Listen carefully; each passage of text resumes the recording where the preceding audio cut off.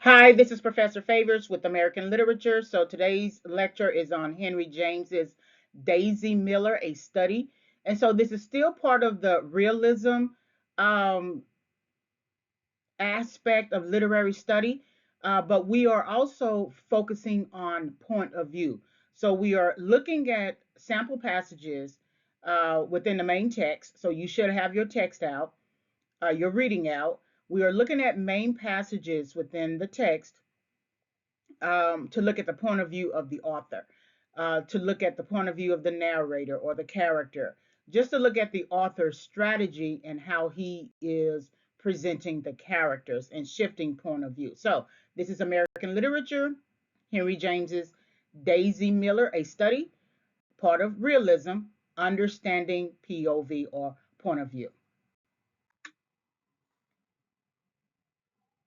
This lecture is subject to fair use.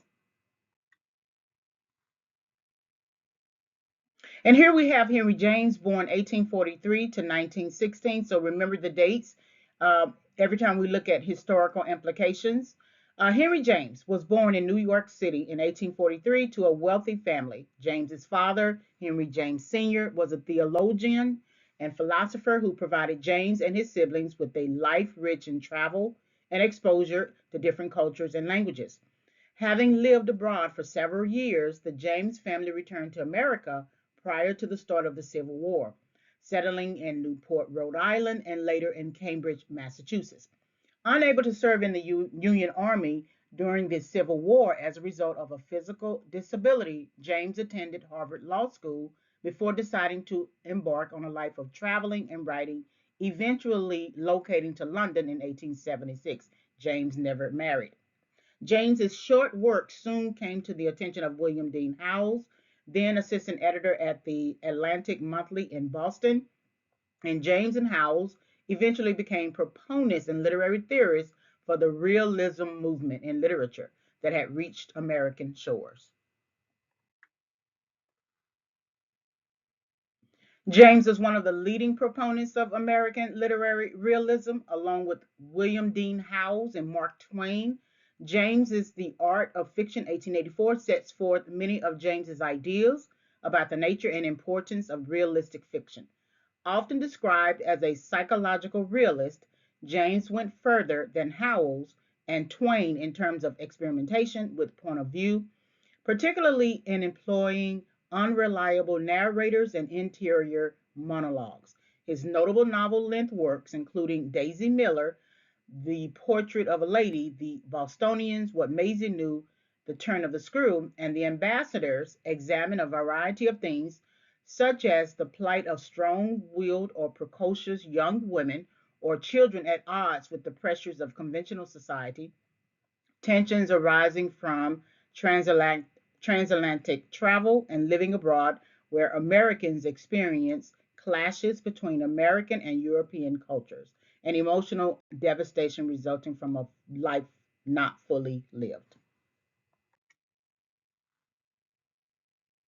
So here's an overview of Daisy Miller. It is part of the reading, but it's works like introduction material. So James's Daisy Miller, a study, is a novella that focuses on a young, independent minded American girl traveling abroad with her mother and brother in Europe, who meets an American living abroad, Frederick Winterbourne.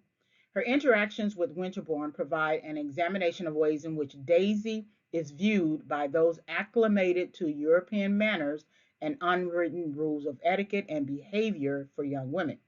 Winterbourne's obsessive desire to understand whether or not Daisy is innocent provides much of the plot of the story. He cannot determine, for example, whether she is a playful young girl, simply ignorant of the cultural conventions of place and time, or whether she is more worldly and manipulative than meets the eye. In characteristic realist style, James offers no resolution at the end of the story, allowing questions about Daisy's character and Winterbourne's future to go unanswered. All right, so here are some of the historical implications. I've changed the begin date because it's well, no, the date is still the same, 1819 to 1920. Again, there's the Panic of 1819, which is the peacetime financial crisis. Thomas Jefferson founds the University of Virginia.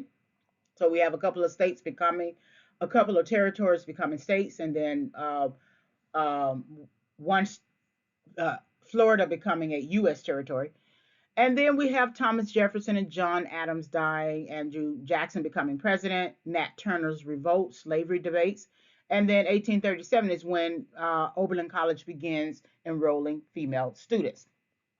Florida and Texas become states. We have the Mexican American War, which began 1846. Then the Dred Scott decision, which suggests or concluded that slaves and blacks descended from slaves were not American citizens and could not sue.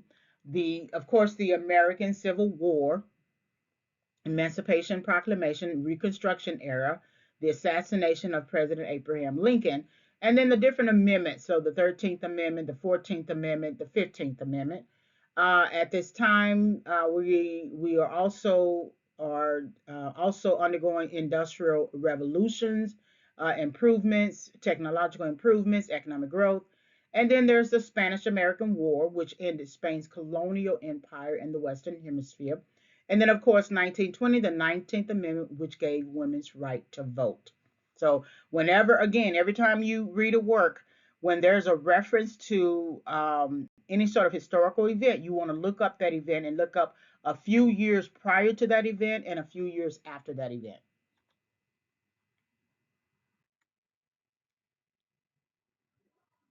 So, for this lecture, let's recap realism. This is just a quick overview. Realism 1870 to 1910, so it's defined as the representation and depiction of objects, actions, social conditions as they are versus idealization. There's an emphasis on the everyday familiar experience. Realism is influenced by the American Civil War, of course. The writers tend to depict the way the world is and was at a particular time in history, emphasizing the experiences of the middle class and working class. And then realistic writing tends to focus on the human cost of the American Civil War. So here it is, 1870, and you are 5 years out, and many citizens are still struggling with that war. And literary writing responds to that. And then the last of the recap. So remember that romantic writing presents life as we would have it be, to be fantastical, adventurous, heroic versus actual.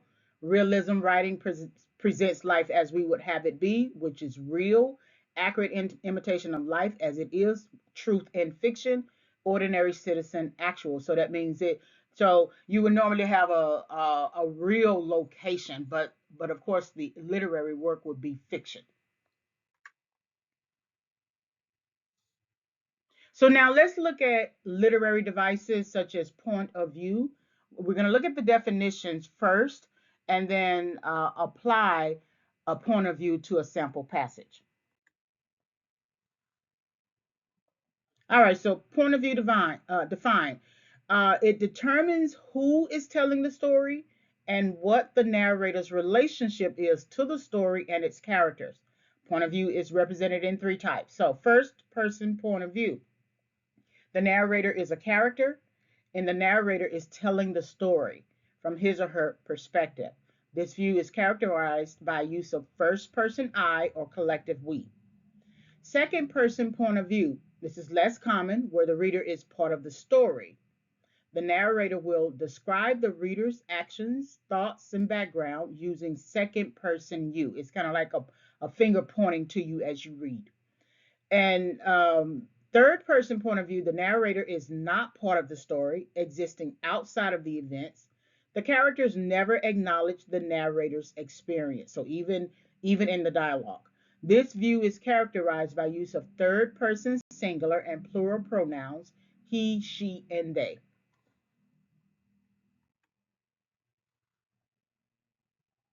All right, third person point of view has several types: omniscient, limited, and objective. So third person omniscient. The narrator is all knowing. The narrator knows every character's thoughts, feelings, and motivations, even if a character doesn't reveal this information. The omniscient narrator knows what the characters are thinking. Third person limited. The third person limited narrator exists outside of the events of the story and does not know the motivations and thoughts of the characters. With this type, one character drives the story, and readers are provided with some insight into the character's psyche. So you have a lot of feelings without the character using dialogue to tell you what those feelings are. And then third person objective, the third person objective narrator reports the events of the story without knowing the thoughts and motivations of the characters. The reader gets nothing about the characters until they speak. So essentially, it's just a reporter. What many journalists and reporters learn in school is just report the facts, no biases, no other types of complications. So now that we have the definitions of the different types of points of view, let's look at a discussion of Daisy Miller, a study determining point of view.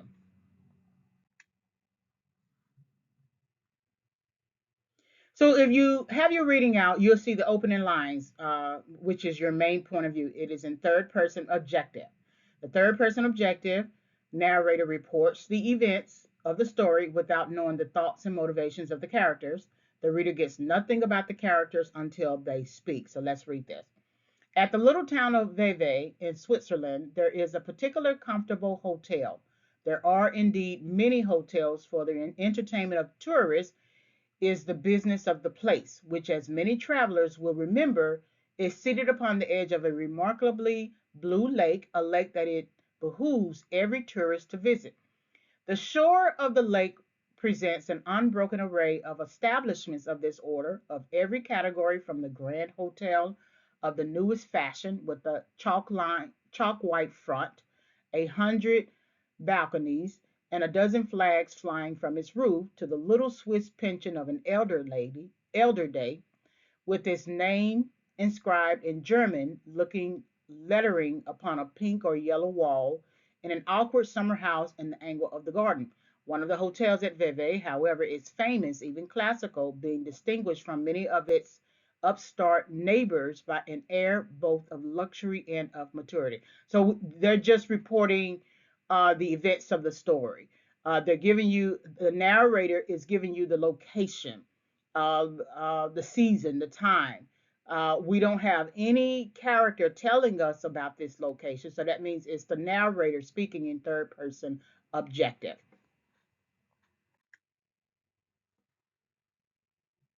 Now we're going to switch from third person to second person point of view. And remember what second person point of view is.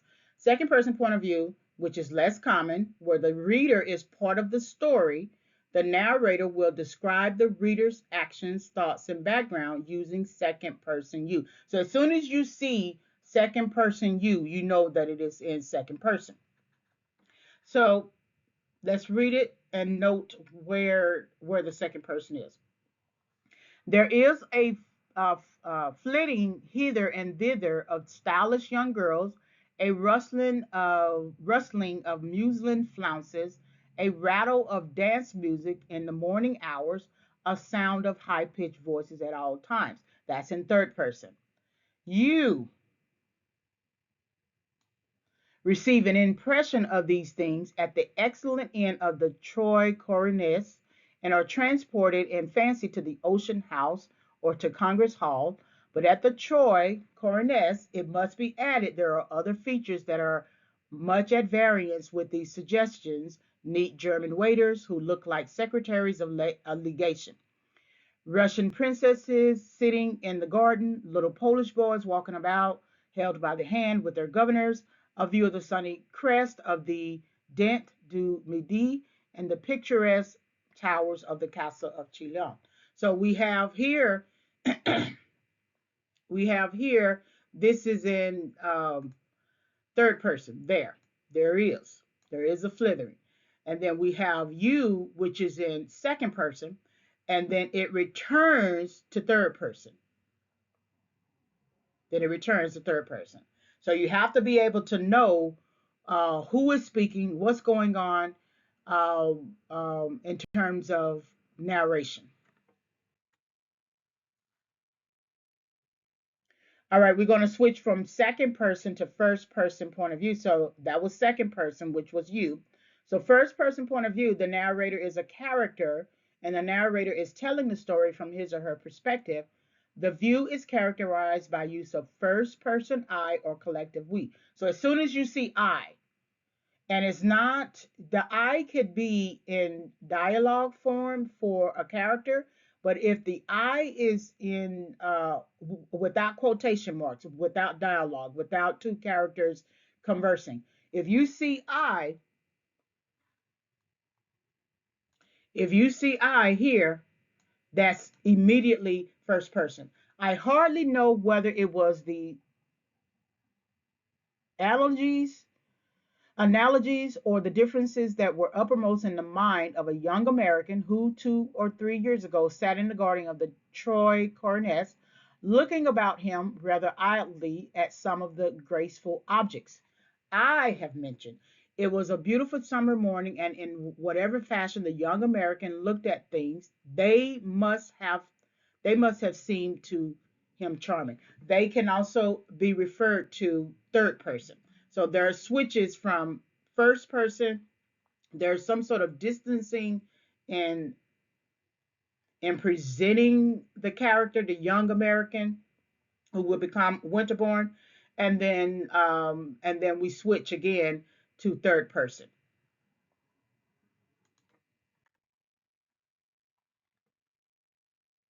So mixing points of views between first and third. Let's look at the definitions again. So first person point of view, the narrator is a character. The narrator is telling the story from his or her perspective. This view is characterized by use of first person I or collective we. Third person point of view, the narrator is not part of the story, existing outside of the events. The characters never acknowledge the narrator's presence. This view is characterized by use of third person singular and plural pronouns he, she, and they. So we have a repeat uh, some parts of the original passage. So I hardly know whether it was the analogies or the differences that were uppermost in the mind of a young American who 2 or 3 years ago sat in the garden of the Troy coronet, looking about him rather idly at some of the graceful objects I have mentioned. It was a beautiful summer morning, and in whatever fashion the young American looked at things, they must have seemed to him charming. So there's that I, which is in first person, and there's again that they. They must have seemed to him charming. He had come from Geneva the day before by the little steamer to see his aunt, who was staying at the Hotel Geneva, having been for a long time his place of residence. So we move from I, and we're still in the narration. We're still in the narration. The narrator is discussing a character, and the narrator is speaking from first person I and moving between I and third person. They, his, he.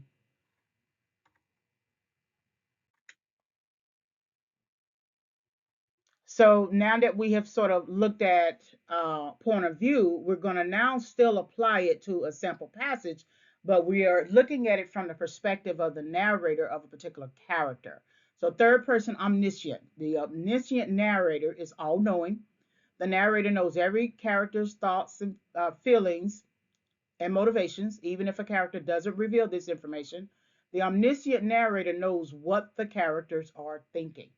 So, sample passage. Winterbourne presently risked an observation upon the beauty of the view. He was ceasing to be embarrassed, for he had begun to perceive that she was not in the least embarrassed herself. There had not been the slightest alteration in her charming complexion. She was evidently neither offended nor flattered. If she looked another way when he spoke to her and seemed not particularly to hear him, this was simply her habit, her manner. He had a great relish for feminine beauty. He was addicted to observing and analyzing it. And as regards to this young lady's face, he made several observations. So the third person omniscient is the narrator acting like he knows how Winterbourne thinks. He knows his thoughts, his feelings, his motivations towards the female character Daisy Miller. But we don't have dialogue. We don't have Winterbourne confirming that he believes what he believes, or Winterbourne confirming what the narrator believes. But the omniscient narrator is telling us this is what he believes, that he is ceasing to be embarrassed, and he won't let her. She was not in the least embarrassed herself, so he's assuming that she's not even embarrassed too. So the narrator is making assumptions about Winterbourne, making assumptions about the woman, and so that's your sample passage for third person omniscient. Let's look at the narrator's perspective of Daisy Miller, which is in third person POV. It kind of shifts a little bit. So let's look at the definition again. Third person point of view, the narrator is not part of the story, existing outside of the events. The characters never acknowledge the narrator's presence. This view is characterized by use of third person singular and plural pronouns he, she, and they. So here's a sample passage from Daisy to narrator. The only thing I don't like, she proceeded, is the society. There isn't any society. Or if there is, I don't know where it keeps itself. Do you? I suppose there is some society somewhere, but I haven't seen anything of it. I'm very fond of society, and I've always had a great deal of it. I have always had, she said, a great deal of gentlemen's society. This is Daisy's perspective of herself and thoughts using first person I. Then there's a shift to the narrator in third person. Poor Winterbourne was amused, perplexed, and decidedly charmed. He had never yet heard a young girl express herself in just this fashion. Never, at least, save in cases where to say such things seemed a kind of demonstrative evidence of a certain laxity of deportment. He was inclined to think Miss Daisy Miller was a flirt, a pretty American flirt. This is the narrator's perspective of Winterbourne and how he sees Daisy's values using he. Okay, so know the difference in terms of who is speaking, the character, and how that person is presenting, or how the author is presenting that character through first person I, or if how the author may present the character through second person you or third person in general. Narrator's perspective of Daisy Miller, third person point of view. So, third person point of view again, narrator is not part of the story, existing outside of the events. The characters never acknowledge the narrator's presence. The view is characterized by use of third person singular and plural pronouns he, she, and they. Sample passage from Aunt to Winterbourne. He immediately perceived from her tone that Miss Daisy Miller's place in the social scale was low. I'm afraid you don't approve of them, he said. They are very common, Miss Costello declared. They are the sort of Americans that one does one's duty by not accepting. Ah, you don't accept them? Said the young man. I can't, my dear Frederick. I would if I could, but I can't. The young girl is very pretty, said Winterbourne in a moment. Of course she's pretty, but she's very common. She is completely uncultivated, Winterbourne went on.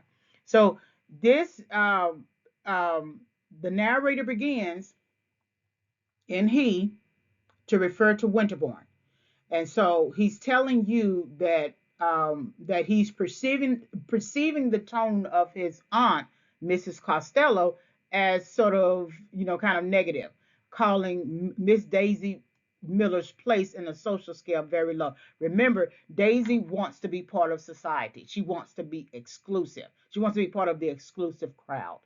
So then the the aunt is referring to Daisy in they in terms of Daisy Miller and her family. And then there's a shift back to I because um, there's a shift to you. I'm sorry. There's a shift to you, second person you, but that's two people having a conversation with each other. That's not the author trying to make the reader part of the narrative by saying you. And so they're having a conversation, then there shifts to I, and then of course it goes back to third person. So in the dialogue, know the dialogue. Understand that the dialogue has its pronouns and point of views and first person, second person, third. But when you see content without quotation marks, that's when you judge whether or not it is in first person, second person, or third person. All right, narrator's perspective of Daisy Miller, third person point of view. So, third person again, narrator is not part of the story, existing outside of the events. Characters never acknowledge the narrator's presence. This view is characterized by use of third person singular, plural pronouns, he, she, and they. So, from Daisy to narrator to Winterborn. Every 2 days she had a headache. I think that's a lovely description, headache and all, said Miss Daisy, chattering along in her thin, gay voice. I want to know her ever so much. I know just what your aunt would be. I know I should like her. She would be very exclusive. I like a lady to be exclusive. I'm dying to be exclusive myself. Well, we are exclusive, Mother and I. We don't speak to everyone, or they don't speak to us. I suppose it's about the same thing. Anyway, I should be ever so glad to know your aunt. So this is Daisy wanting to know Frederick Winterborn's aunt, because she's part of society and Daisy wants to be part of society. And so there's this uh, conversation that she's having about her appeal to Winterborn to appeal to his aunt. But again, this is from Daisy. This is all of Daisy's voice, and she's shifting between I um, and we when she includes her mother, right? And then she goes and shifts. We don't speak to everyone, or they don't speak to us, meaning that she's looking at society in the form of they. So characters can have a discussion, have a conversation using multiple points of view. But again, when you see quotation marks, that's in dialogue, and that is in the character's point of view. And so you just kind of look at there's use of first person or second person or third person, etc. Then we shift to the narrator. Winterborn was embarrassed. This is the narrator's view of Winterborn. Winterborn uh, does not say that he is embarrassed. So we know that this is the narrator. She would be most happy, he said, but I'm afraid those headaches will interfere. So he's saying in counter to Daisy's appeal to him to appeal to his aunt to let her in society, in their exclusive society, he's harping on the headaches, or he's trying to get out of um, fulfilling her request. All right, narrator's perspective of Daisy Miller, third person point of view. Again, narrator is not part of the story, existing outside of the events. Characters never acknowledge the narrator's presence, and is usually represented by third person singular, plural pronouns he, she, and they. So now we have from narrator to Daisy to Winterborn and an assumption. So the young girl looked at him through the dusk. We are in third person. But I suppose she doesn't have a headache every day, she said sympathetically. Winterborn was silent a moment. She tells me she does, he answered at last, not knowing what to say. So here's Winterborn speaking here. Miss Daisy Miller stopped and stood looking at him. Her prettiness was still visible in the darkness. She was opening and closing her enormous fan. She doesn't want to know me? So this is your narrator here. Okay. She said suddenly, why don't you say so? You needn't be afraid. I'm not afraid. And she gave a little laugh. The young girl walked on a few steps, laughing still. You needn't be afraid, she repeated. Why should she want to know me? That's your assumption here. But it's an assumption through the character speaking. So again, this is in third person point of view. We have um, the narrator speaking, writing, or referring to the characters in third person. And then within the dialogue itself, you're going to have shifts in third, second person here, third person as well. All right, so that is the end of point of view. I didn't want to get too far into the reading. I read it all the way through as I always do, but you can take some time to finish out the reading and look at a passage separate for you, and then match it to the definition, the point of view definition. So here's the works consulting. That's your main text, which is in class via a link, and then there's a point of view from Merriam-Webster's online dictionary. And then, of course, the resources from previous lectures. So, realism, definition of realism, and naturalism, Spanish American War, glossary of literary terms, and then, of course, writing for English courses. All right, so here's some Henry James resources. There is a Britannica entry for Henry James, an American writer. Then we have books by Henry James. And then there's an actual Center for Henry James Studies at Creighton University. So these are some resources if you're interested in this author. Thank you very much for listening.